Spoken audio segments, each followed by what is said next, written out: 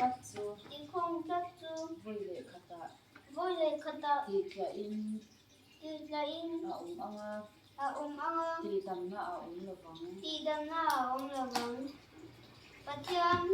pathian shem ra kan lau chuan thu kan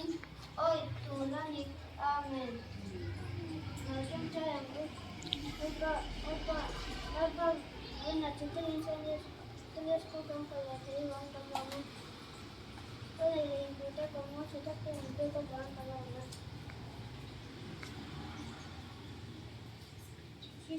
she said that chate